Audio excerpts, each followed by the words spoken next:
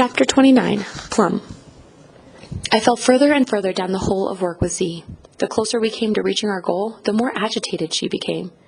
What caused her to worry so much worry, I could tell, even though she would not say it out loud to me, even when I asked, was correcting Ezra's mistakes while still making this experiment a viable companion for Ash. I could feel Ash hovering around us. Sometimes, when I imagined Ash wasn't expecting anyone to pay attention, if I jerked my eye quickly enough, I saw the dark shadow of Dia loom large from a sliver of the window's reflection. I often wondered what Ash thought of me, how much Dia really observed of our new connection. When we took our breaks from the lab, Z felt like a dream I hoped to never wake from, a presence that threatened to consume, an attentiveness I didn't think was possible, so rapturous it felt laced with something else, like a poison too powerful for me to understand or come to terms with. But when we returned to the lab and to our separate workspaces, she felt like a different person, one whose rage was murderous if I made a miscalculation or gave her an answer she wasn't satisfied with. That didn't mean the answer was wrong, necessarily, only that she was hoping for something other than what I had resolved of this problem or that one. I hate to admit it, but sometimes, even in our love-making, so raw I felt our bodies apart from it, I desperately missed Co.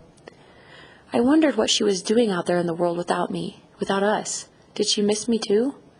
I missed her imperfections and her kindnesses, the simplicity of how we loved one another, her inexplicable magic. But I was so deep into this new life, I couldn't imagine returning to that old life. I didn't know the who I would be that would return to it.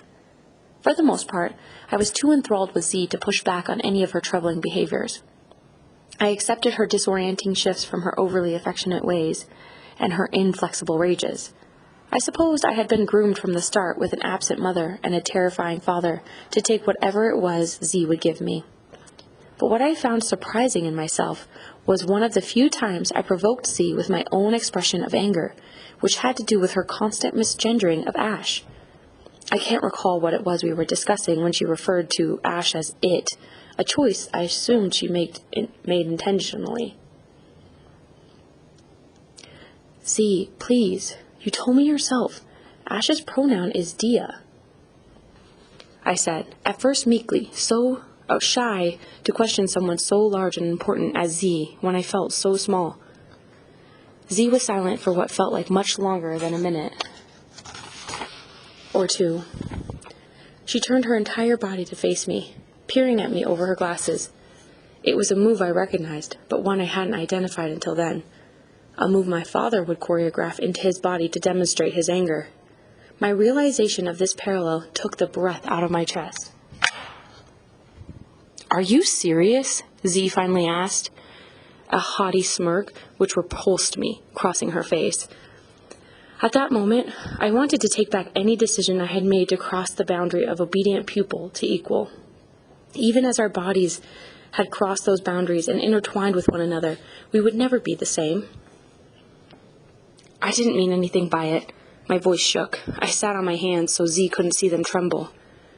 I find it striking that you would continue to misgender Ash when you, yourself, identify as a masculine woman, a Kalele. Don't you see it's a place where you meet in the middle, share a common experience? I didn't hear the lab stool creak or even see her move. Suddenly, she was upon me, her face inches from mine, so close I could see her exposed pores. Her breath was hot against my face, sickeningly sweet. "You are here, my child," she began, and what seemed inspiring and powerful before now felt menacing. "Because I have allowed you to be. Don't think for a second you know the first thing about what I have made or what I am made of. How dare you compare me to that curse? Just sit back and wait until I tell you what to do, and when it's time, care for the pregnancy until you are ready to deliver. Otherwise, don't utter a single word. Understand?" I nodded, but only so she would ease away from me. I saw Z for what she was then, and felt within my whole body what she had done to Ash. It was a gift, really, that she had left Dia to the elements. God knows what would have happened if she had somehow wanted Ash for herself. I knew what it was to chase after that withholding parent. At that moment I realized I had always been made of more.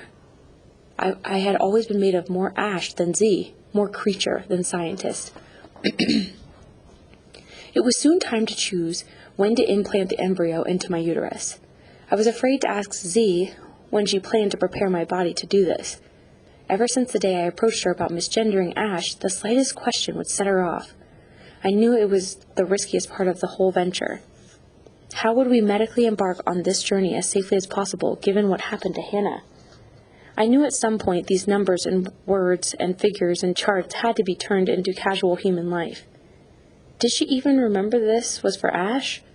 That this life had to feel and look and move as Dia did?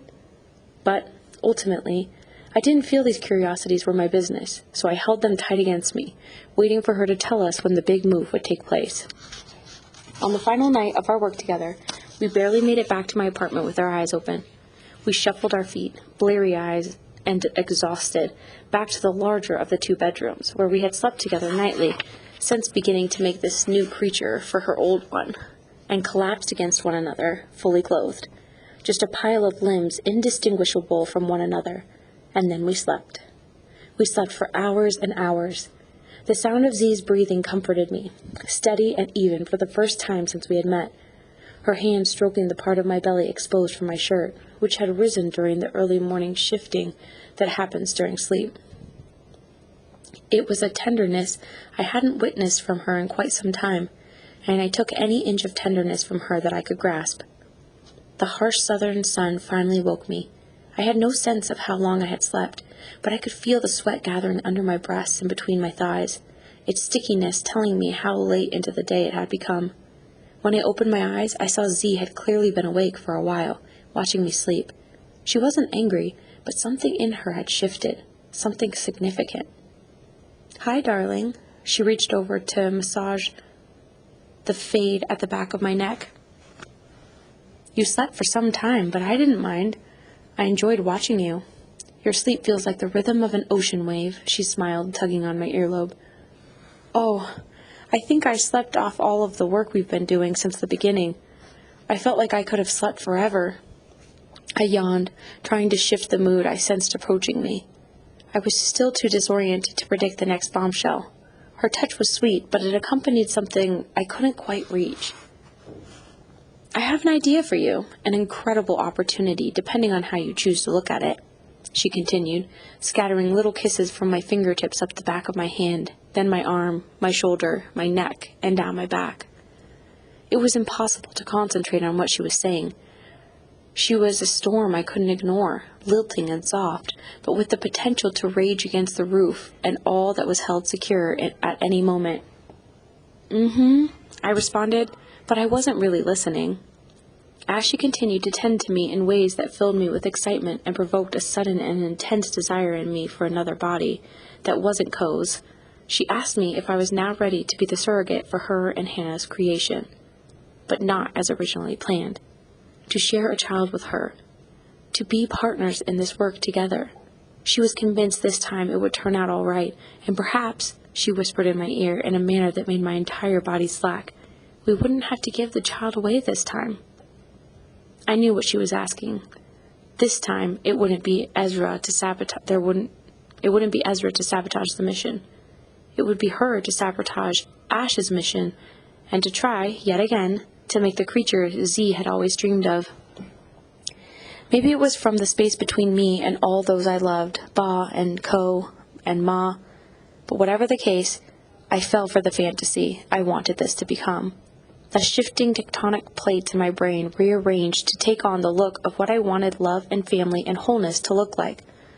Who was there, anywhere, to argue with me?